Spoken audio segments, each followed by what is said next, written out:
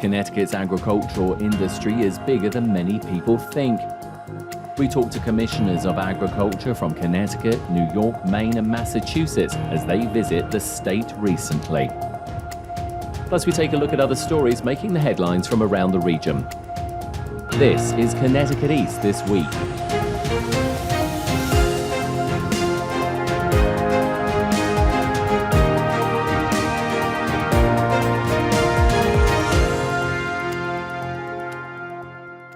Hello, I'm Brian Scott Smith. Agriculture and farming in Connecticut is bigger than many people know. It's a $4 billion industry to start with and employs thousands of people. Each year, the 10 states of the Northeast Association of State Departments of Agriculture, or NEASDA, hold their annual meeting, and this year was Connecticut's turn to host. It's also the year that Brian Hurlburt, Connecticut's Commissioner for Agriculture, was also the president of NEASDA. I caught up with him and commissioners from New York, Maine and Massachusetts at the recent NEASDA meeting, which was held in the town of Mystic. We are talking to Brian Hurlburt, Commissioner of the Connecticut Department of Agriculture, also current president of NEASDA or NASDA, because it seems to have both. So NEASDA is the Northeast Association of State Departments of Agriculture, and we are a regional affiliate of NASDA, which is the National Association of State Departments of Agriculture. So I'm the president of NEASDA, but this is essentially a NASDA conference. A little clarity there. So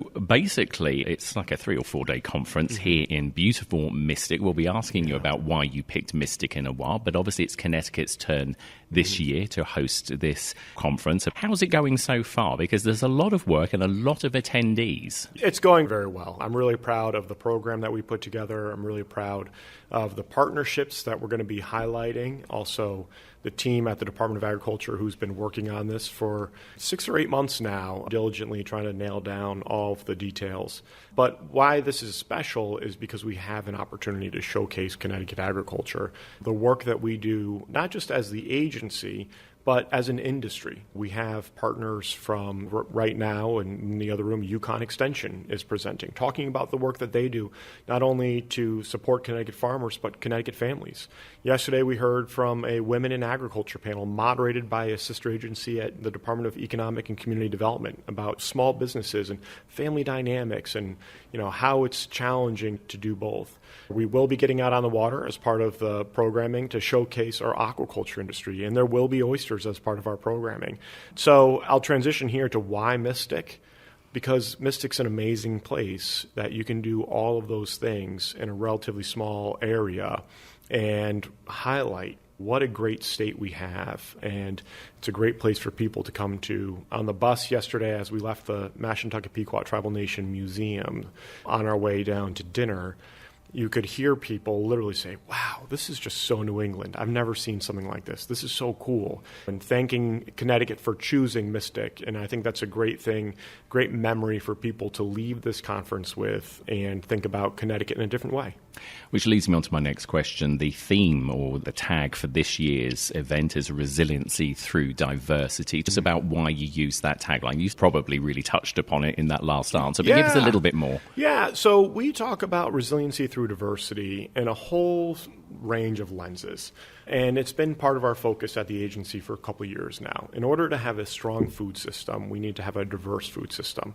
And so diversity means we want to change and increase the number and the type of people who are at the table. So we want urban farmers, we want second-generation farmers, we want first-generation farmers, we want people who have a hobby that they want to grow into a farm business.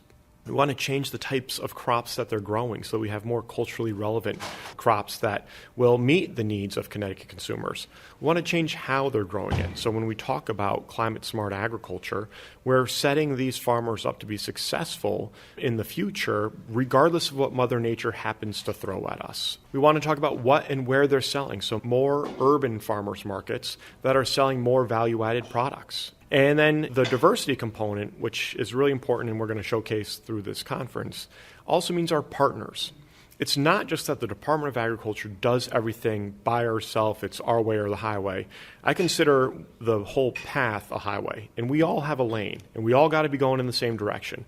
And so it takes a lot of communication, it takes a lot of coordination.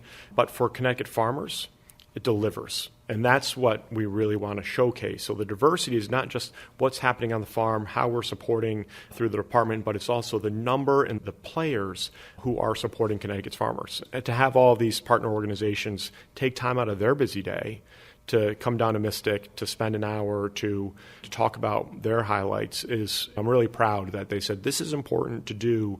And for some of these people, it's the first time the department's asked them to participate. Obviously, it's important for them, as you said, because it's an opportunity to everybody to get educated, to share and talk about challenges and all sorts of things that are happening in the agricultural industry. But from the Connecticut point of view, looking at you've got a beautiful Connecticut grown badge, which is something which is the department has been pushing quite heavily. The residents of Connecticut, do they get it? Do they get how important, how big agriculture actually is here? If I thought they did, Brian, I probably wouldn't be on here. And it's part of my job to make sure that they do. And so we say yes to a lot of events and a lot of interviews to highlight, what Connecticut agriculture means. And Connecticut agriculture, for your listeners, it's 5,000 farmers. These are small businesses across the state. It generates $4 billion to the state's economy. It employs 31,000 Connecticut residents, works 370,000 acres of land. So no matter where you are in the state, there's a farm nearby. You might not know about it, and that's where I come in as part of our mission to tell this story about Connecticut agriculture, to elevate people's awareness, to make sure that you're going to ctgrown.org to check out what's going on, that you're going to a local farmer's market, or you're thinking about joining and participating in the Farm Winery Passport program this year. We have an oyster trail that we can send you around the state. If you don't want to go to an oyster farm or the dock, you can go to a restaurant that buys Connecticut-grown oysters. I think it's successful because last night the president of the Farmer Veteran Coalition said, hey, how do I get a farmer veteran trail so that people know that they can go across the state supporting farmer veterans? So, it'll never be done, but we're going to keep working on it. And I think the more attention, the more positive attention that we can deliver for Connecticut farmers, the more likely they're going to be successful. So that's important for today's farmers. But I think what's also really important is for tomorrow's farmers.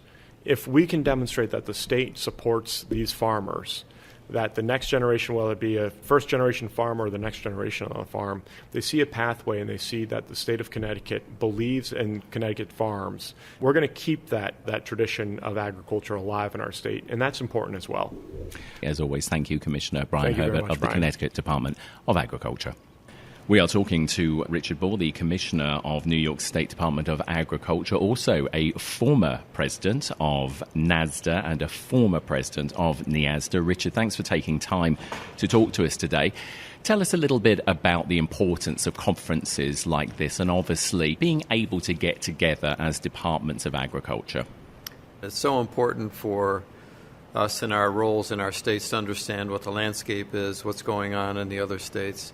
We talk quite often, and we communicate on the phone and on the internet, but the ability to have eye contact together and talk about the issues in real time, it's a special thing. It's actually a precious time when we get to be together and compare notes.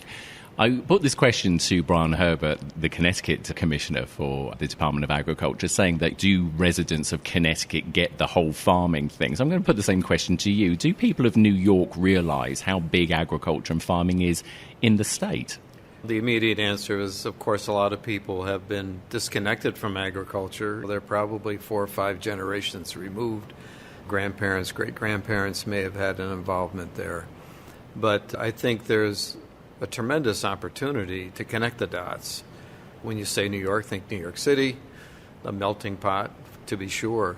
But upstate New York figures in every national conversation about almost every commodity. We're ranked in the top 10 over 30 different commodities.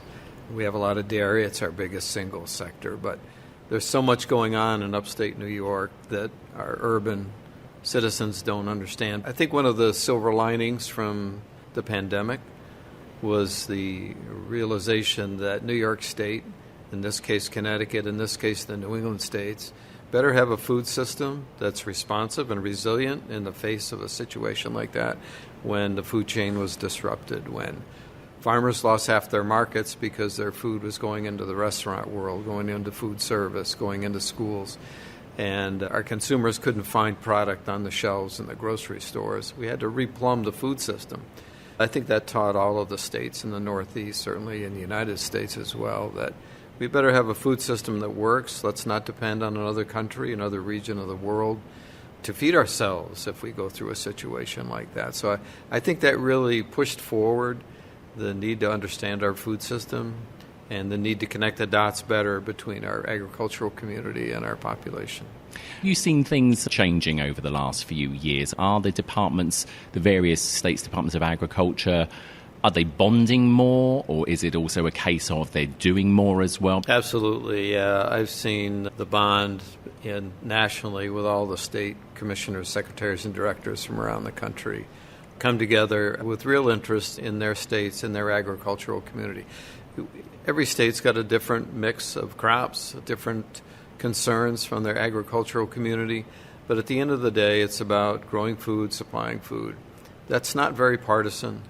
The national organization is well known for being relevant, but not partisan.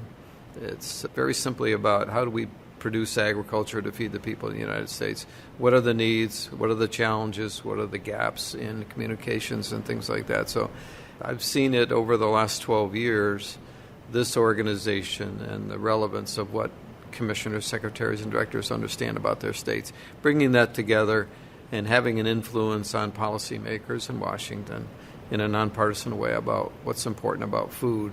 How can we get this right? And the relevance there has never been greater than it is today. It's seen it grow steadily, and our impact on policy decisions is welcome and exciting, actually. We all went through that pandemic, the whole country. And in the Northeast, it was particularly challenging as we have a very large and diverse, actually marvelous marketplace right at our doorsteps along the coast. And I think what I see is the relevance being more and more important about getting this right. It's an ever-changing industry, and thanks ever so much for sharing your insight today. Richard Ball, Commissioner of the New York State Department of Agriculture and Markets, thanks for speaking with us. My pleasure. Thank you, Brian. We are talking to Amanda Beal, the Commissioner of the Department of Agriculture, Conservation and Forestry from the great state of Maine. Amanda, thanks for joining us. That is a big title with lots of extra stuff involved. You take your food and your agriculture and conservation seriously up there. We do. We really have a beautiful state, and we are very rich with natural resources. We're very proud of our heritage industries, fishing, forestry, and agriculture. Two of those sectors we support in our department, forestry and agriculture, although there's a separate department for marine resources, but we work closely with them too. What do you feel that the state of Maine can bring to an event like this? It's 10 states from the Northeast. Maine by far is probably the biggest out of all of them, certainly from a landslide size perspective. So what is it that you feel that you can bring to events like this? Because I'm sure there's plenty that you can educate and guide people with. That's very true. Historically, our New England states have worked together very well. We have many similar challenges, but we also have differences. So Maine is, of course, a big state, as you have noted, with a smaller population than some of our other New England counterparts. And for example, with agriculture, with the products that we grow, it's really good for us to be within proximity to such populated cities and towns, and that creates market opportunities for us. But generally, we come to NEASDA, we work together all year round on things that are challenges, and we come together to learn from one another and to really be able to take a deep dive into each state as we rotate around throughout the Northeast and New England and learn about the innovative things that people are doing in each state and try to take some of that back with us. We were talking to the Commissioner from New York State, and he was saying like labour force is one of the big issues moving forward for the industry.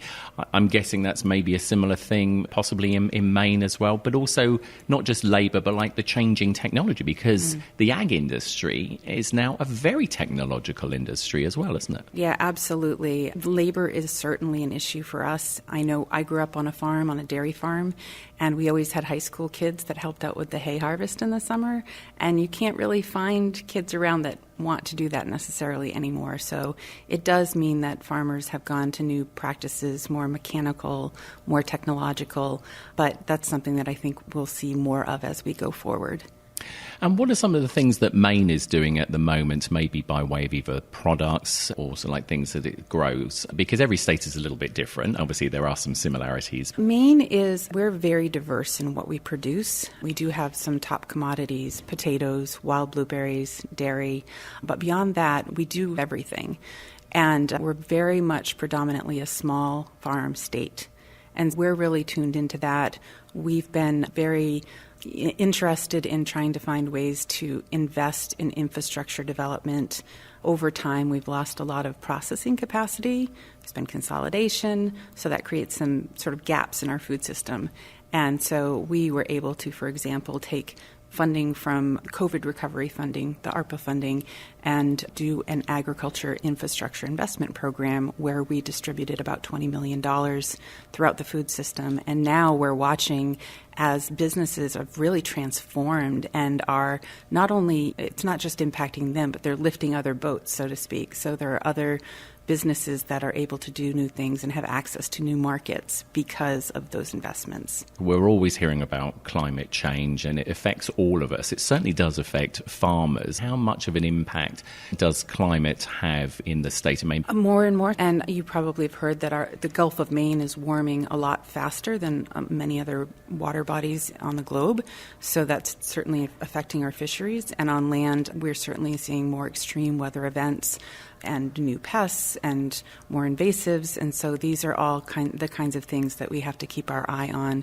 In our state, we have really worked hard over the last 6+ years to come up with a climate action plan and to implement it. So we finished the first climate action plan, the first iteration, in 2020. And just last year, we refreshed it. So we have some really specific targets that we're working toward to both create more resilience and also to try to curb emissions. Amanda Beale, Commissioner of the Department of Agriculture, Conservation and Forestry from the state of Maine. Thanks for taking time out of your day here at the NEASDA conference to talk to us and tell us about what's happening up there. Thank you. We are talking to Ashley Randall, current Vice President of NEASDA, but in fact will be President next year. Ashley, you are the Commissioner for the Massachusetts Department of Agricultural Resources. What's it going to be like being President next year? I'm really looking forward to it. I've had the opportunity to serve as Vice President as well as Secretary Treasurer for NEASDA, and I've been Commissioner for 2.5 years, but always have attended NEASDA meetings in my role with the Mass Department of Agricultural Resources. And previously, I worked for the Maine Department of Agriculture, Conservation and Forestry. So I've gotten to be a part of NEASDA for about 8 years. And it's been wonderful to work with my colleagues. And now to be able to host will be really special next year. How important is the agriculture and food industry in Massachusetts? Because you're a big state, lots of people.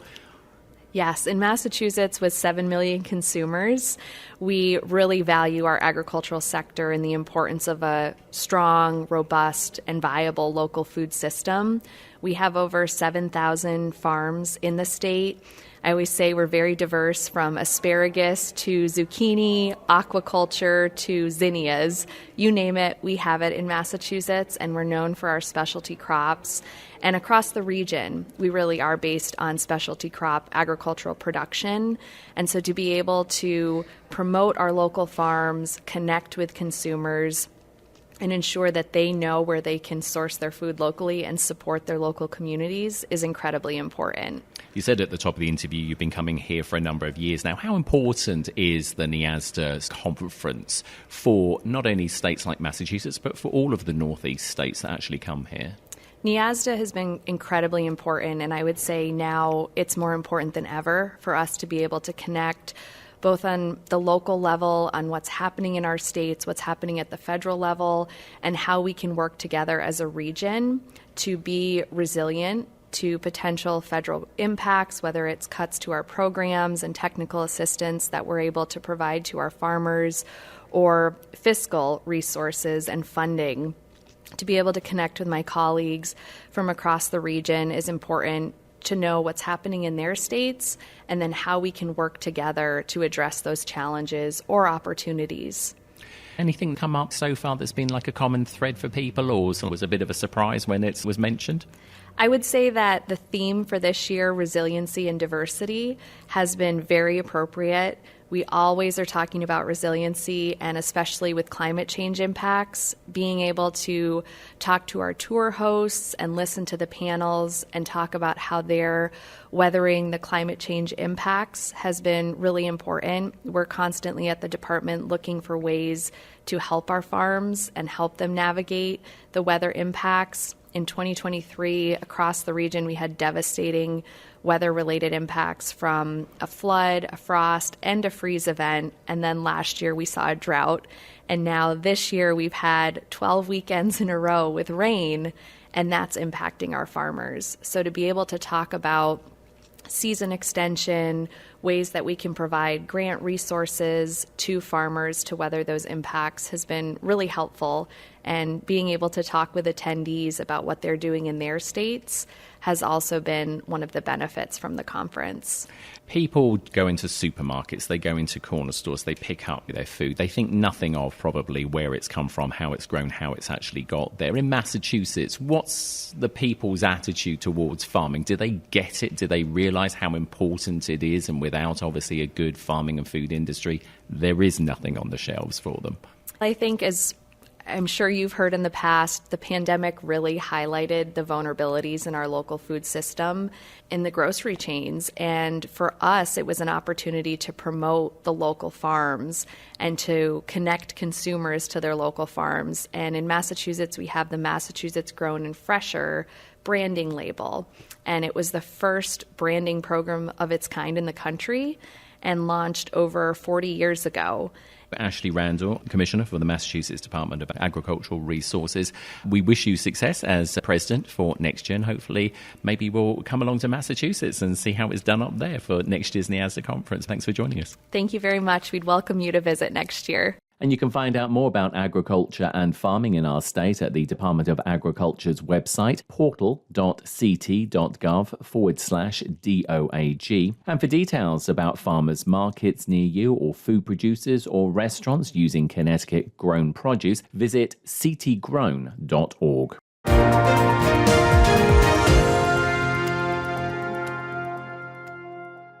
Time now for a look at other stories making the headlines this week. Over 2,500 people came out in New London recently as part of the National No Kings protests that were held across the nation. Friends Cheryl Hill of Bramford and Janet Johnson of Stonington were among them. Our democracy is eroding, and I'm very, very concerned about that, especially for the future of this country, and it's very sad what's happening.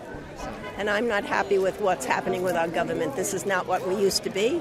I have grandchildren and children, and I'm worried about their future.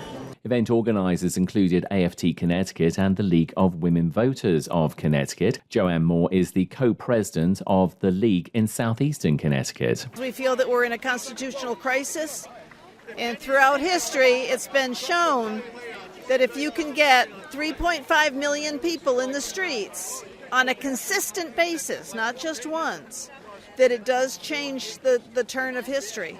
And so we are out here and we're encouraging everyone to come out frequently and bring a friend with you. The peaceful protests were attended by young and old, waving flags and banners and chanting "We are Americans." New London police reported no arrests or disturbances at the rally and said it went off without incident. A tropical leaf called kratom, used by more than 250,000 people in Connecticut for pain relief and to help those with substance use disorder, could soon be banned in the state. The leaf was added into House Bill 6855, an act concerning the Department of Consumer Protection's recommendations regarding drug control and cannabis, hemp, and infused beverage regulation. Dr. Michael White is professor of pharmacy practice at UConn and has researched kratom and says bad actors are chemically altering whole leaf kratom, which is making it dangerous for consumers. So by refining it down to a single alkaloid and then chemically converting it into a much more powerful opioid, they're exploiting a vulnerability in the system in order to be able to sell what I've termed gas station heroin. White, who is also the chair of the Kratom Consumer Advisory Council, says he believes better regulation around kratom rather than banning it would be more beneficial. It would be great if the governor was able to get clarification or at least start a dialogue about what the implications of that would be before it comes to the point that it leaves the legislative process and is only going to be written into statutes that could end up hurting people, when I think there's a better way to be able to thread the needle and try to improve safety while still be able to maintain access for the population, at least for the safer of the products that currently exist. The Department of Consumer Protection said kratom has no current medical benefits and synthesized versions of it are being sold that are dangerous. They will be looking to reschedule it as a controlled substance after further public consultation. They also said in a further statement that if further research shows that kratom does have a medical benefit, they will be able to reschedule it again. The City of New London is cracking down on car owners who have not registered their vehicle, thus avoiding paying tax to the city. Michael Passrow is the mayor of New London and said they're using municipal tax services of Shelton to help them after seeing the company's success in other towns. Really an issue of equity. We have a responsibility to, for lack of a better term, chase down the people who are eluding registering their cars in the City of New London and paying the appropriate taxes. And it's been an ongoing problem, but the answer to why now is that Norwich, to be quite honest, entered into a contract with this company recently, and they were successful, and we thought it was a good model to follow. Passrow said they don't know how much money they will recoup, but the idea is to get vehicles on the city's grand list so they are registered for future tax payments. Passrow added it's been a problem for a while, but adds the money they collect isn't about trying to close financial gaps in the city's budget. This isn't going to add much to solving the issue of state avoiding its obligations to replace the lost tax revenue that they've exempted on the municipal level. For all the honest people in the city who follow the rules and register their cars with the state in the City of New London and they end up on the tax rolls, then their neighbor should also, if they're not doing it voluntarily, doing the right thing, then we intend to make sure that they do. The city of Norwich said they have been using the service for the last 2 years and have collected almost $300,000 in unpaid vehicle tax. Connecticut Attorney General William Tong announced recently that all 55 attorneys general representing all eligible states and U.S. territories have reached a $7.4 billion settlement with the Sackler family, owners of Purdue Pharma, for their role in the country's opioid crisis. The deal will mean the Sackler family will give up control of Purdue Pharma and will be barred from ever selling opioids in the United States. Communities will receive payments over the next 15 years, but most of the money will be distributed within the next 3 years. Connecticut will receive around $64 million from the settlement. Tong said no amount of justice or money will restore families' lives wrecked by the Sackler family's craven misconduct. And it was third time's a charm, well, almost, for the town of Plainfield as they voted in a third referendum recently on 3 budgets. Voters accepted the town's operating budget and education budget, but rejected the town's 5-year capital improvement plan, according to reporting in the Day newspaper. The capital plan will go through another round of cuts and a 4th referendum on June 30th, but because the capital plan is financed through the town's fund balance, any reductions will not impact the tax rate. Plainfield's police chief had previously posted a social media video urging residents to vote at the 3rd referendum and advised that his department had already made sweeping cuts that could affect further their ability to carry out their duties if the budget failed again.